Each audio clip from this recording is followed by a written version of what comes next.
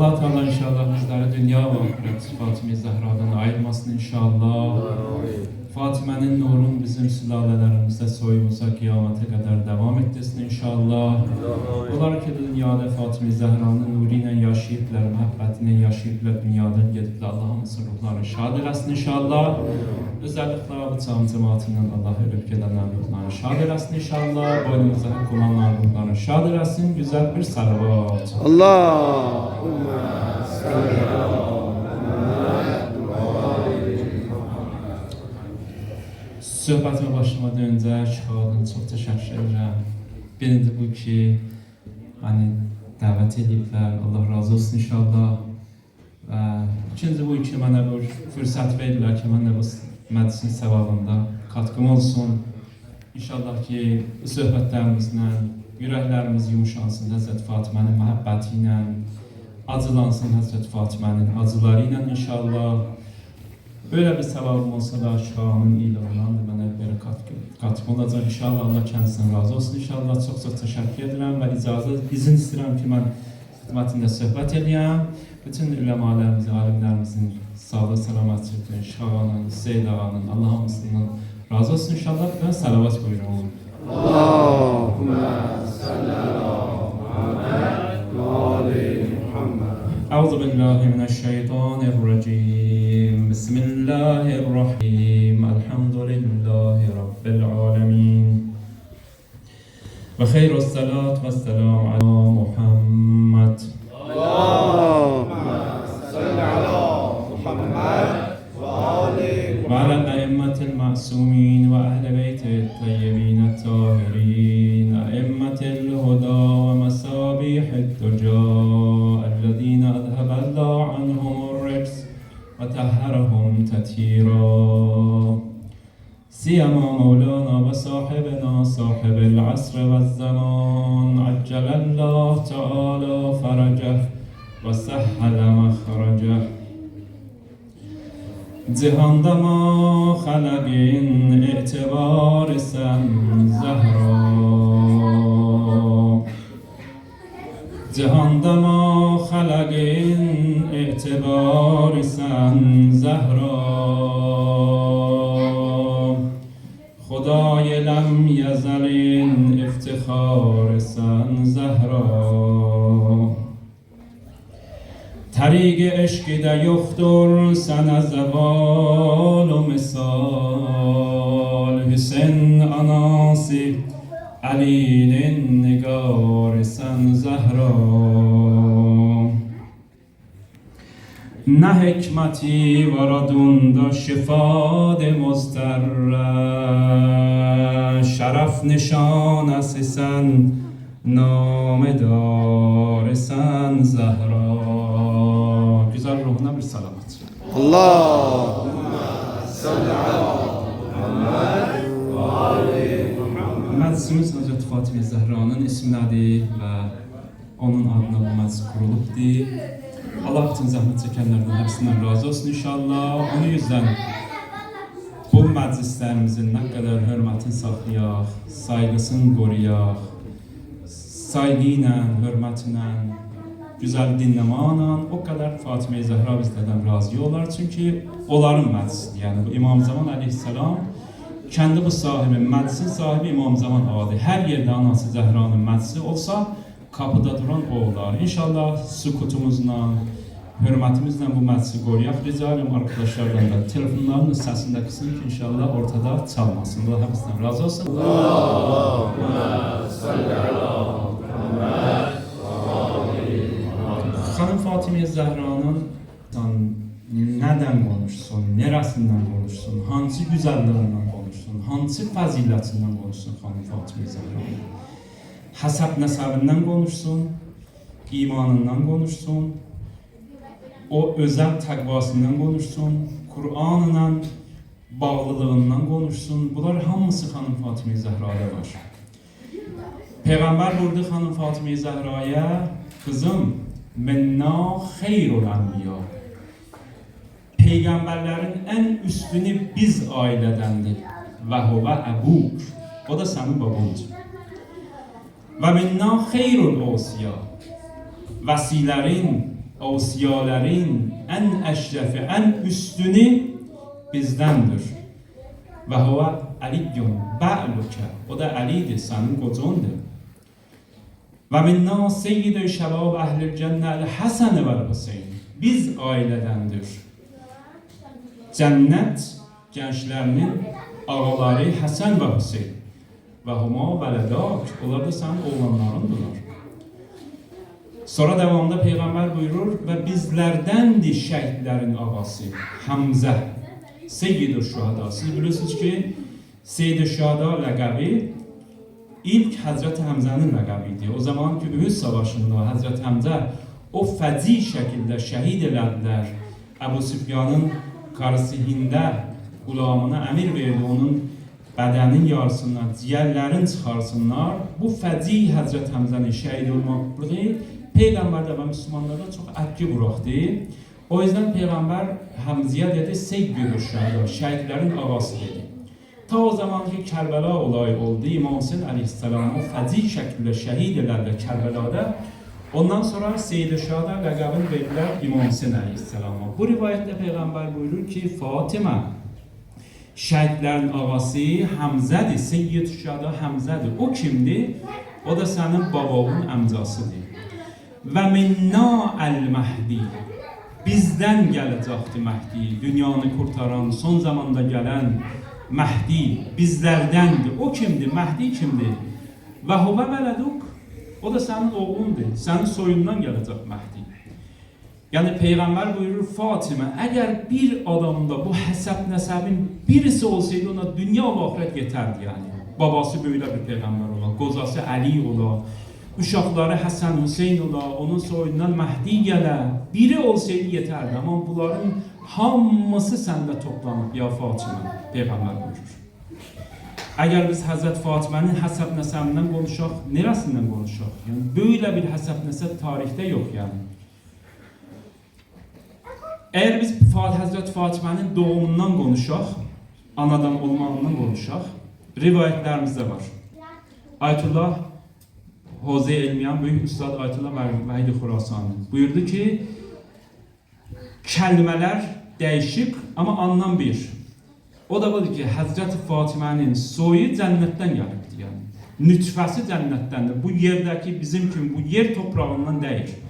Çünkü Peygamberden iki tane rivayet var. Bir buyurur ki, miraca gidəndə cennette rivayette var ki, Peygamber cenneti gezəndə bir tane ağacın önünde Peygamberi durdurdu yani. Sanki böyle Peygamber, bu ağaç Peygamberi çəkdi yani, kendisine çəkdi.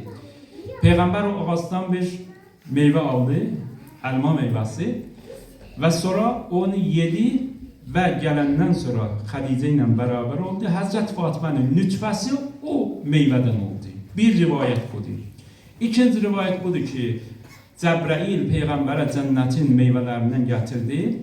Ve Peygamber o meyveni yiyenden sonra 40 gün Hadice'den ayrı kalandan sonra o meyveni getirdi Cəbrail ve Peygamber o meyveden yedi. Ondan sonra Hadice ile beraber olandan sonra Fatime'nin nütfesi o meyveden oldu. Ama anlam birdi. Hala ya o kelimelerle ya bu kelimelerle anlam budur. Fatime'nin nütfesi cennettendir. O yüzden biz Hazreti Fatime'ye hitap eden diyoruz. Esselamu aleyke eyyetuhal havra'ul insiyye. Selam olsun sana ey Fatime ki sen huriysen ama insansın. İnsan bu yeryüzünden ama huri cennetten.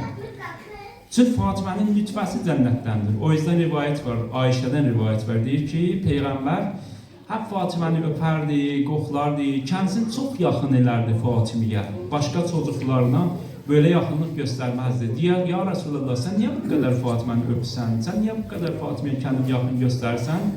Peygamber buyuruyor ki ne zaman cennetin qoxusunu gönlüm istese Fatime'ni öperəm, Fatime'ni qoxlarım. Niye? Çünkü Fatime'nin nütfəsi cənnətdəndir. Fatime'nin nütfəsi bu yer toprağından değil. Fatime'nin doğumunu konuşaq. Fatime'nin evlenmağından konuşaq. Rivayette var ki Peygamber'e Hazreti Fatime Peygamber'in çok sevgili kızıydı yani. Çok sevgili kızı. Rivayette var ki Fatime Peygamber oturan meclise girende rahhaba biha və qəbbələ yədəyha, bu ibarətlərə diqqət edin.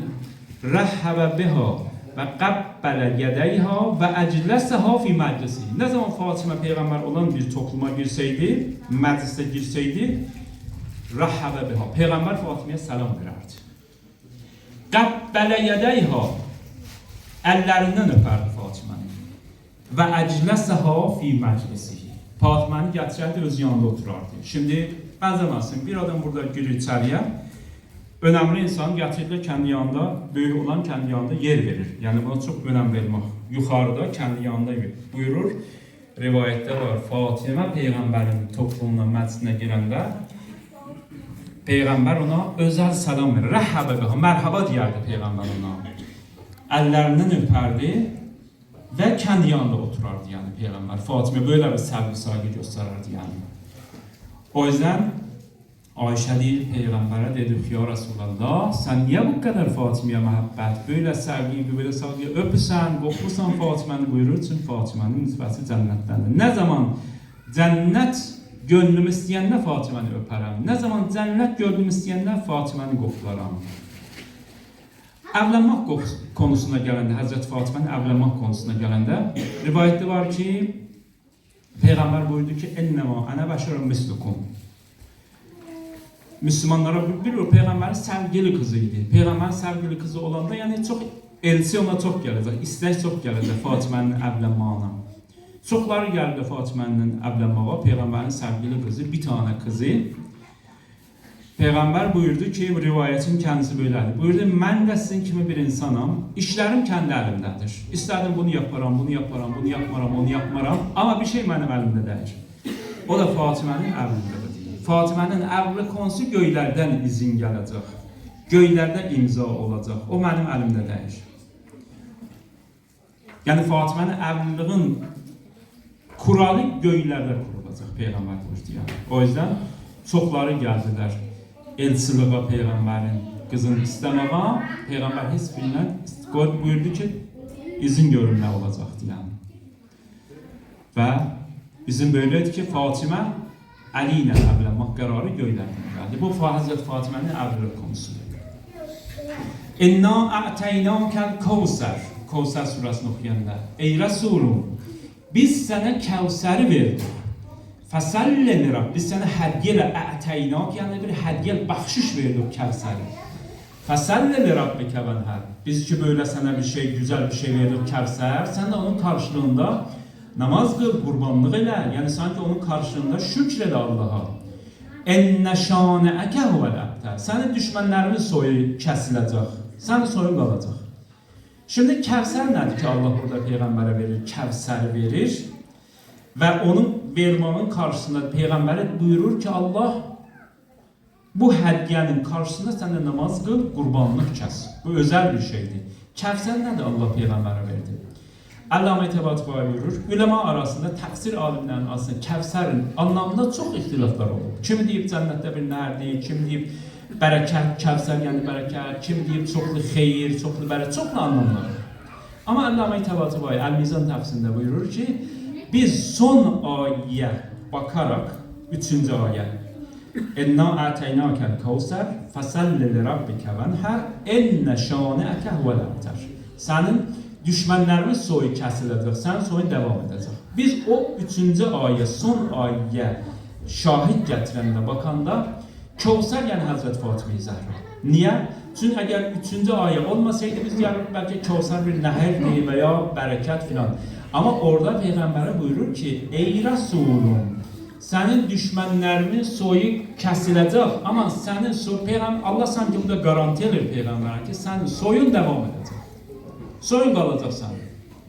Soyun kimin soyu kesilecek? Ebu Süfyan'ın soyu kesilecek.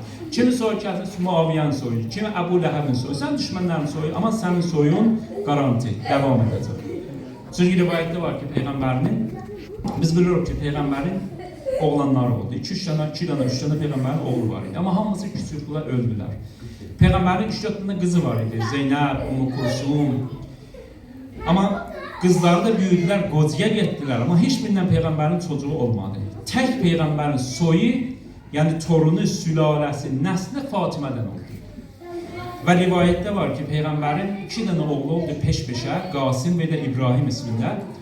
Oğlanları küçükkən öldülər. İkinci oğlu öləndən sonra Peyğəmbər aparmışdı məzara toprağa verməklə küçük oğlun. Məzarstanlıqdan gəlirdi, Peyğəmbər yolda rastladı. Asib ibn Vail, Əmr As duymuşsunuz, hər kəs Əmr As'ı duyub da. Muaviyyənin sağ əli idi yəni. Siffin savaşında da məşhurdur Əmr As'ın.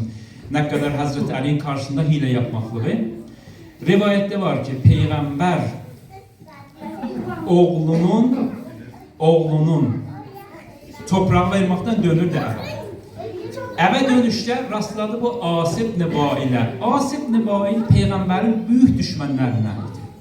Qur'an-ı Kərimdə Peyğəmbərin 5-6 dana Peyğəmbərin böyük düşmənləri haqqında ayət gəlibdi.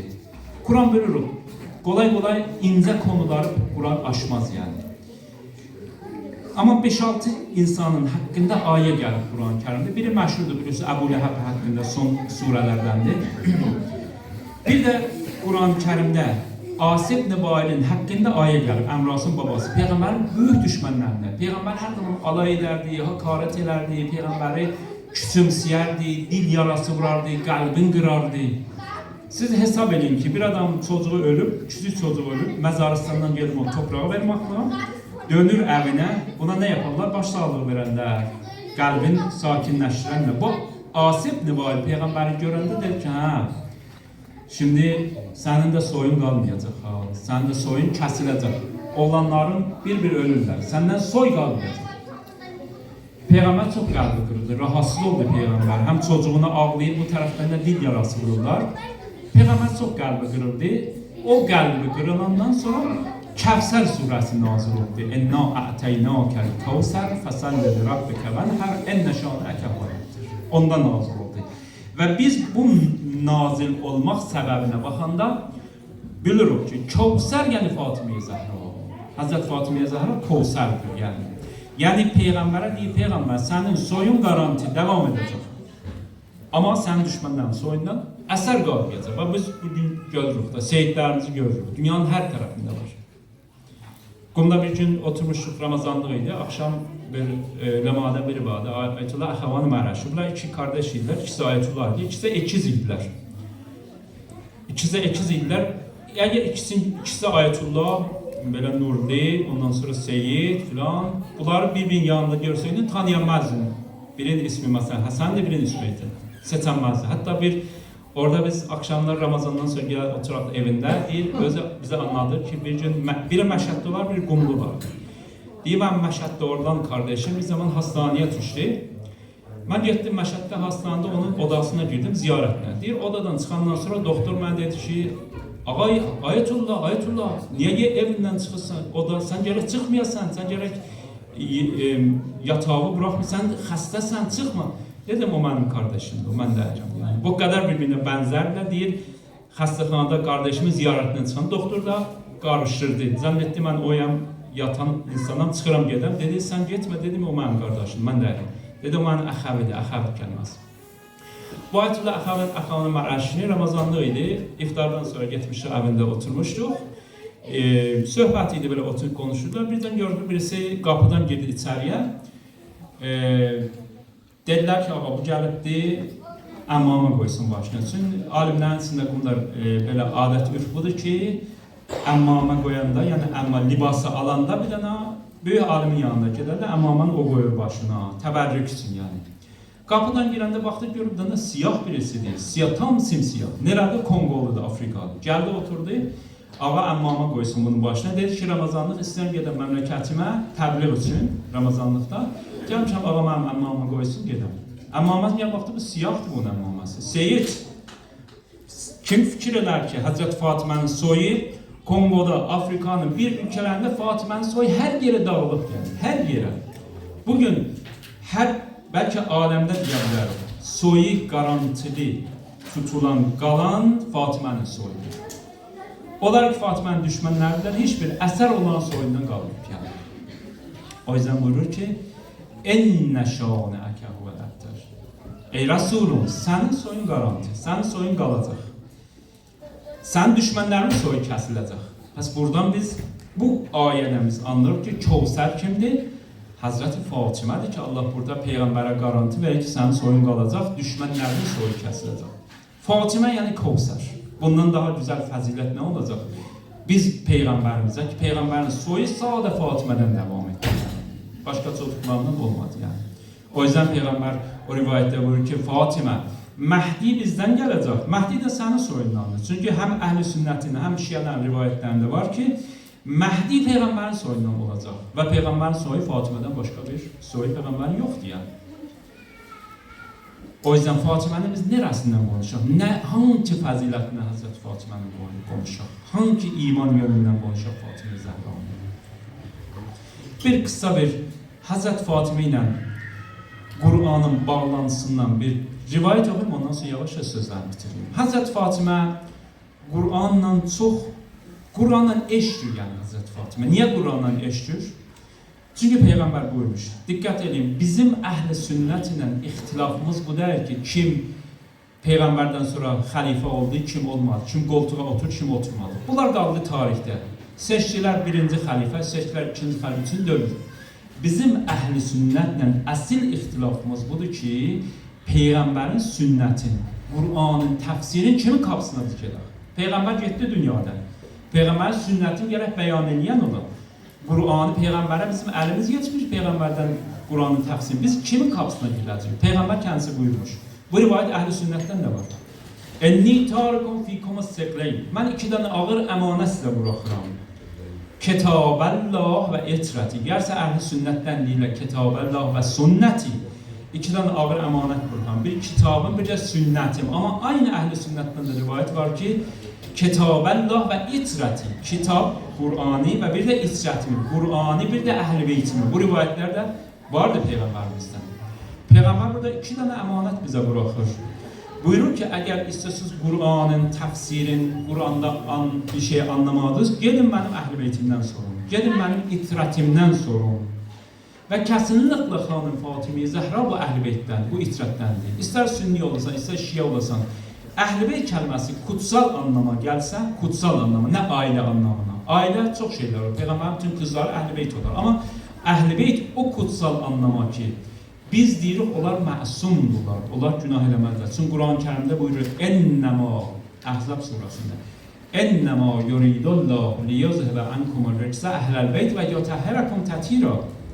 Allah Quranda buyurur ki, mən siz əhl-i beytdən Allah pisliği təmizləmiş və sizi tərtəmiz tutmuş yəni. Bu əhl-i beyt. Bu əhl-i beyt anlama gələndə özel bir insanlardılar ki, rivayətdə var ki, Peyğəmbər bu ayə nazil ondan sonra Əli-i Fatimədir. Əhl-i sünnətin də kitablarında, qaynaqlarında var. Peyğəmbər burada əhl-i beyt yəni Əli, Fatimə, Həsən və Hüseyin.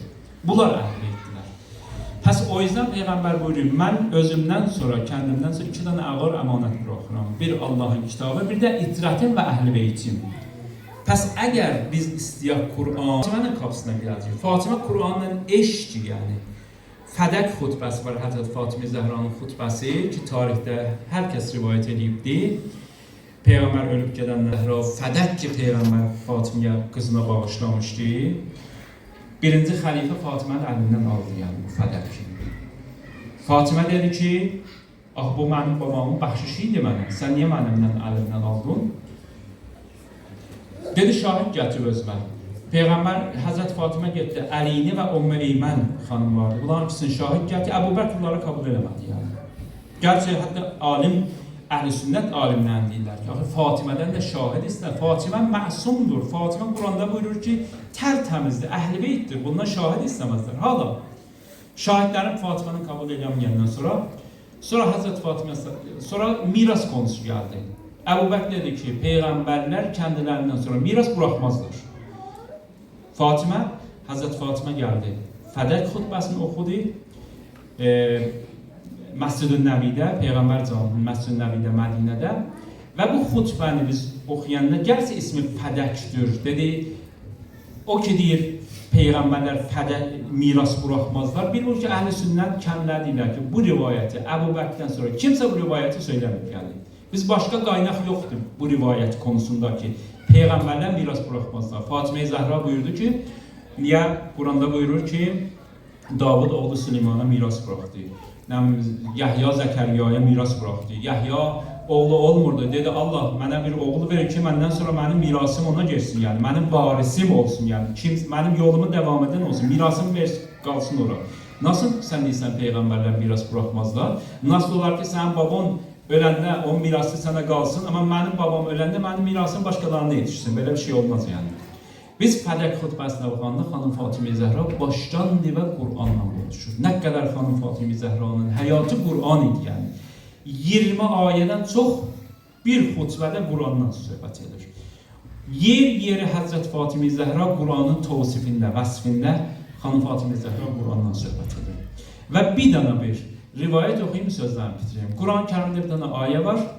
Zümər surəsi 53. Böyle buyurur. Qul ya ibadiyellezine asrafu ala anfusihim. Kur'an'ın en güzel ayetlerinden biridir yani. Hazreti Ali'den rivayet var. Bizim Kur'an-ı Kerim'de bazı ayetler var. Bu ayetler diyorlar ümit ayetleri. Ümit veren insanı hep ümit veren ayetler. 3-4 tane ayet vardı. Hazreti Ali'den rivayet var ki en ümit veren Kur'an-ı Kerim'de ayet bu ayet. Zümer suresi ayetmiş. Qul ya ibadiyellezine asrafu. Ayet dikkat edin, manayı deyin. Söyle ey peyğəmbərim, söylə bəndələrimə. Ey o bəndələrim ki, kendilərinizə israf eləmişsiniz. İsraf yani aşırı getmək. Yani bir şeyi hata yapmak, çok yapmak yani. İsraf, kendimize israf edən Kur'an'ın təbiridir. Yani günah eləmək. Kendimize bazı Kur'an'da da bir təbir var. İnsan günah eləyən deyil, kendisine zulüm eləyir. Yani çünkü bir insan bir günah elir, birinci günahın zərəri insanın özüne gelir yani. İnsan özün için kirlədir, günah edir, hayatını kötələyir. O yüzden Kur'an-ı Kerim'in lisanında günah eləməyə, kəndisine zulmləmək deyər və bu ayətdə də israf kəlməsi, özünə israf eləmək. Buyurur, ey mənim bəndələrim ki, israf eləmişsiniz öz haqqında. Qul ya ibadiyellezine asrafu ala anfusihim la taqnatu min rahmetillah. Bu dikkat edin bu kəlməyə. Allah'ın rahmetinden ümidinizi kesmeyin. İnnallaha yaghfiru'z zunuba cemi'a. Allah bütün günahları bağışlar. İnnehu vel gafurur rahim. Niye bağışlamasın? Aslında Allah bağışlayan Allah'tır. Merhametli Allah'tır. Biz bazen bu ayəni oxuyanda deyirik, meğer olar, baxsan bazı insanlar deyirsən, ulan hayatı bütün günahdır, pislikdir. Her saat, gece gün günah edirlər. Allah bunu bağışlasın. Biz Allah yerine haşa olsaydık, atardı onları. Ama Allah öyle der ya. Buyurur ki ey o bəndələrim kim israf eləm, günah eləmiş. Allah'ın rahmetinden ümidinizi hayatınızda kesmeyin. Şimdi bilirsiniz ki en büyük günahlardan şeriatimizde nedir? İntihardır. İntihar. İnsan kendi hayatını ala kendi eliyle. Niye intihar büyük günahlardandır? Çünkü Allah eləməsin, kimsəni o noktaya getirməsin. Bir adam ki intihar durumuna gelir, yani her şeylerden ümidi kesilir yani. Hiç de deyim ben niye kaldım? Bir şey yoktu çünkü. Ne var bu dünyada ki? Neye yaşayayım yani? Hiç de ümidi yoktu yani. Her şeyden elin üzmüş. İntiharın anlamı budur yani. Hatta Allah'ın rahmetinden de ümidi kesmiş. O yüzden buyurur ki en büyük günahlardan biri intihardır. Niye intihar? Çünkü en büyük günahlardan biri Kur'an'da Allah'ın rahmetinden ümid kesmektir yani. Her kimden ümidini kesebilirsen ama Allah'tan ümid kesilmez. Türkçe'de diye Allah'tan ümid kesilmez. Allah'tan ümid kesilmez. Zümer suresi 53 buyurur. La taqnatu min rahmetillah. Allah'ın rahmetinden ümidinizi kesmeyin. İnnallaha yaghfiru'z zunuba cemi'a. Allah bütün günahları bağışlar. Niye? İnnehu vel gafurur rahim. Allah'ın aslında işi budur yani. Allah bağışlayan Allah'tır yani. Rivayette var ki Allah kıyamet gününde, bu rivayette var. O kadar insanları bağışlayacak, o kadar rahmetin çökecek kıyamet aleminde ki hatta rivayette var şeytan da hevese gelecek. Diyecek bana Allah bağışlasın. Ama Allah buyuracak yok şeytan. Seni bağışlamayacağım yani. Öyle Allah rahmetin çökecekti yani. Al-İmran surasında bir ayet vardı. Buyurur ki o insanlar ki kötü işler yaptılar ve özlerine zulüm elediler ve sonra istiğfar edip geri döndüler. Allah onun günahlarını bağışlar. Rivayette var ki bir kişi Peygamber bir gün camda oturmuştu. Birisi Peyğəmbərin sahabələrindən bir arkadaşlarım biri gəldi içəriyə, dedi ya Resulallah, kapıda bir dənə gənc durubdu, ağlar, çox ağlar yəni. Bilmirəm onu niyə ağlar, dur kapıda. Peyğəmbər buyurdu ki, denə gəlsin içəriyə. Gəldi Peyğəmbərin yanına. Peyğəmbər buyurdu ki, niyə ağlasan? Dedi ki, ya Resulallah, çox böyük günahlar işləmişəm, çox böyük günahlar. Peyğəmbər buyurdu ki, nə qədər də günah işləsə Allah bağır. Burada Peyğəmbərin sözləri çox ilginçdir yəni. Peyğəmbər buyurdu ki, nə qədər günah işləsin Allah bağışlar. Özü Peyğəmbər sayılır. Burada dənizlərdə olan balıqlar qədər də günah işləsin Allah bağışlar. Dedi ya Resulallah, yox, mənim günahım çox böyükdür. Peyğəmbər buyurdu, göylərdə yıldızlar qədər də günahım olsa Allah bağışlar. Dedi, yox, ya Resulallah, mənim günahım çoxdur. Dağlardan həm heyvanlar, ağaçlar, mürəkkəblər, Peyğəmbər getdirsən saydı, ağaçlar, mürəkkəblər, dənizlər, hər nə günahın olsa Allah bağışlar. Gördü, yox, bu adam buraxmır yəni, yox, ya Rasul, mənim günahım çox böyükdür. Peyğəmbər buyur ki, əcəba Allahın rəhməti böyükdür ya sənin günahların? Dedi, əstəğfurullah, ya Resulallah, Allahın rəhməti böyükdür. Deyə bəs niyə elə konuşsan? Dedi, ya Resulallah, mən çox günahlar işləm, amma birini desəm, Peyğəmbər buyurdu, de görüm. O cavan başları Peyğəmbərə bir dənə günahlarından söylər. Ki, mən istəmirəm çox açıq deyəm bu günahı. Çox kötü bir ölən insanla, cənazə ilə bir əxlaqsız bir iş yapmış. Peyğəmbər bunu eşidindən çox rahatsız oldu. Peyğəmbərin tipi dəyişildi yəni. Buyurdu, qalx get mənim yanıma. Get, sən bir də görmək istəmirəm yəni. Bu gənc çıxdı Peyğəmbərin canından, dedi, ey Allahım, bax, mən da sənin ən yaxın bəndim. Sərgilim Peyğəmbərin yanına getdim, o da mənim qapısından qovdu. Nereye gedim mən? Rivayətdə var, getdi dağın başında, bütün ailəsindən, hər şeydən izolə oldu, getdi orada, başladı ağlamağa. 40 gün dağda ağladı. Sonra ondan sonra Ali İmran surəsi Allah tərəfindən gəldi. Əzə fəalu fahişətən. Fahişə Quran kəlməsi yəni çox kötü iş yəni, çox kötü pislik yəni. Buyurur olar ki, çox kötü işlər yaparlar. Sonra da istiğfar edir Allah'a dönənlər, Allah onların günahlarını bağışlar. Amma bir şərtlə. Vələm yusirru ələ ma fəalu. Amma da pişman oldular, geri döndülər. Bir də yapmayalar. Çünki tövbədə iki dənə konu çox önəmlidir. Bir, iqrar eləmək. İkincisi, israr eləmək. İqrar yəni bir adam əgər, çünki biz bilirik, bugünkü məhkəmələrdə də insan aparılır savcının yanına, ya polisin yanına. Savcı deyir, niyə bu işi yapmışsan? Polis deyir, niyə bu işi yapmışsan? Adam deyir, yox, mən yapmamışam, bahana gətirir yəni.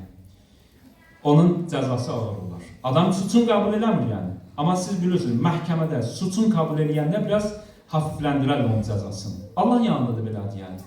Buyurur bir adam tövbə edir. Birinci şərti bu ki, iqrar edir mənim günahım. Allah, mən bu günahı eləmişəm. Əgər iqrar eləməsin, tövbənin yolu açılmaz. Deyirlər, bu aləmi Allah yaratanda iki dənə hata oldu bu aləmdə. İki dənə yanlışlıq, hata. Biri şeytanın hatasıydı, biri də Adəmin hatasıydı. Şeytandan hata elədi, Adəmə səcdə eləmədi. Allah buyurdu ki, Adəm yaratanda buyurdu ki, səcdə eləyin, hər kəs səcdə elədi bir şeytandan sonra. İkinci hata nə idi? Bu xilqətin, aləmin başlanğıcında bir də Adəmin hatasıydı. Cənnətdə Allah dedi ki, hər şeydən yiyə bilərsiniz, amma bir ağaçdan yiyəməzsiniz. Adəm də o yasaq ağaçdan karısı ilə bərabər yedilər. Şimdi iki dənə hata oldu. Allah şeytan dedi ki, niyə Adəmə səcdə eləmədin? Şeytan nə dedi? Günahını kabul etmədi. Quranda oxusuz deyir ki, Allah kibirləndəsən, şeytan sən günahını kabul etmədi. Dedi ki, onu nədən yaratmışsan? Topraktan yaratmışsan, məni ateşdən yaratmışsan. Mən onu niyə səcdə edeyim? Əsən günahını qabı iqrar eləmədi günahını. Nəticə nə oldu? Quranda buyurur ki, Allah əbədi onu qovdu özlər qalanından. Dedi, get bir də mənim rəhmətimdən uzaqsan. Qiyamətdə də Allah onu bağışlamayacaq. Amma Adəm hatasın, ey Adəm niyə bu ağaçdan yedin? Dedi, Allah kusura bakma, iyi iş yapmadım. Çünki Quranı mən kəlmələrini söyləyirəm. Kəndimə zülüm elədim, gərək bu ağaçdan yeməyəydim filan belə. Allah şimdi Peyğəmbərin məsumluğu niyə Adəm başqa konudur, onu istəmir konuşaq. Şimdi Adəm öz hatasını kabul etdi, iqrar elədi. Nəticə nə oldu? Allah da bağışladı. Amma buyurdu ki, bu cənnət özəl bir yerdir, cənnətdə qalınmasın. Gedin yeryüzündə yaşayın, bəlalərlə, xəstəliklərlə, tufanlarla, sellərlə, depremlərlə. Cənnət yerinizdə. Şimdi buyurur Kur'an-ı Kerim'de Ali İmran surasında, eğer insan ikrar ediyor günahına ama ısrar edemiyor günahına, pişman olandan sonra bir de o günahı yapmıyor yani. Israr edemiyor, onda Allah tövbesi insanı kabul eder. O yüzden yani buyurur, bu genç gitti 40 gün dağın başında ağladı, sızladı. Bu ayet geldi. Ali İmran surasından dedim 135. ayeti. Sonra Peygamber'e bu ayet gelenden sonra dedi genç nerededir? Arkadaşlar Peygamber dediler ki ya Resulallah sen ki kapından kovdu gelip dağın başında oturup ağlar. Peygamber gelip beni gösterin onu. Apardı Peygamberin getirdiler o gencin yanına bağlı o kadar ağlayıp 40 gün bədənini də əriyib yəni oldu. Peygamber biləsin müjdələdi dedi Allah sən tövbəni kabul elədi. Allah sən tövbəni kabul elədi. Tərtəmizsən yəni. Sonra bu ayəni Peygamber onu okudu. O yüzden Zümer surasının 53. ayəsində Allah buyurur ki ey o insanları kendinizi israf eləmişsiniz, günah eləmişsiniz. Allah'ın rahmetinden ümidinizi kesmeyin. Allah'ın rahmetinden ümid kesilmez. Allah bütün günahları, bütün kelimesini kullanır. Bütün günahları Allah bağışlar. Allah bağışlayandır, Allah merhametlidir. Hazreti Fatime'den rivayet var. Buyurur ki, şimdi bazen bizim aklımıza gelmeye olar Allah her bütün günahları bağışlar. Nedir olar Allah? Her günah Allah bağışlar. Elbette onu biliyoruz. Dilimizde kul hakkı başkadır yani. Allah kul hakkını o zaman bağışlar ki hak sahibi insanı bağışlıyor. Allah ondan işi olmaz. Ama kendisine ait olan günahlar Allah bağışlar. Eğer insan tövbe ediyor ve o günahı bir de yapmıyor. Hazreti Fatime'nin rivayet var ki düşünmeyin ki Allah nasıl olur bu kadar günah bağışlar. Buyurur ennallâhe yagfiruz zunûbe cemî'en ve lâ yubâli. Hazreti Fatime'nin bu hadisi bu Zümer suresinin ayesinin hakkında. Buyurur Allah bütün günahları bağışlar. Allah'a da bir zahmeti yoktur ki. Benim senin kim der ki biri bağışlayanda zannediyorum ki mesela niye bağışladım, ne oldu, ben ne olacak, neticesi ne olacak, adam için yarın Allah'a bir şey yoktu yani. Allah'ın bütün rahmetini versin. Ne olacak Allah'a yani? Allah rahmetini verir. Allah benim kimin der ki bir şey birisine verende sanki bir şey ondan eskildi yani. O yüzden buyurur Kur'an-ı Kerim'de Allah bütün Hazreti Fatıma da buyurur. Allah bütün günahlar var. Allah'a bir zahmeti yoktur ki yani. Yeter ki bende kendisine kabiliyet yaratsın Allah'ın bu rahmetine, Allah'ın bu bağışlamanı, Allah'ın bu mağfiretine. Allah Teala inşallah bizleri dünya ve ahiret Hazreti Fatıma'nın yolundan ayırmasın inşallah. Güzel doğru. Sıralarımıza devam ettirsin inşallah. Allah Teala inşallah bütün sevenler için, özellikle bu toplumda olanlar Hazreti Fatıma'nın mezarını ziyareti nasip etsin. Gerçi ikiden rivayet var ki Hazreti Fatıma'nı ya Bəqi'də qoyulublar veya kendi evinde. Ama o rivayete göre Hazreti Ali Hazreti Fatıma'nı dəfn edəndən sonra üzün tutdu Peygamberin məzarına. Alimler bilirlər ki, büyük ihtimalle Hazreti Fatıma'nı öz evinde dəfn etdilər. Allah nasip eləsin getməyənlərə, gedənlərə təkrar. Mədinə camisine, Məscid-i Nəbiyə girəndə sağda Peygamberin, bu qapıdan sağda Peygamberin məzarıdır. Onun arkası Peygamber öz evinde dəfn edildi. Ora Peygamberin evidir. Onun arkası da Hazreti Ali ile Fatıma'nın evidir. Kim onda aklıma geldi söyleyeyim. Deyirlər Peygamber Mədiniyə gələndən sonra camini yapandan sonra camini ki orada Peygamber o caminin duvarlarını yaptı, ora oldu cami. Ətrafdakı evler öz evlerinden bir tane kapı açmışlar o camiye. Herkes ile evinden kapını asır girdi caminin içine böyle yani sanki. Sonra bir zamandan sonra Allah'ın tarafından vahiy geldi ki ey Resulüm insanlara söyle evlerinin direkt camiye girmesinler. Geçsinler başka bir özel bir kapı olsun herkes çıksın dışarıda oradan girsin içeriye. Allah yasak elədi evden direkt kapıları buyurur o kapılar kapanacaklar. Ama bir kapı açık kalır, iki kapı. Bir kendi kapın ya Resulallah senin kapın koy kalsın camiye açık. Bir de Ali ile Fatıma'nın kapısı.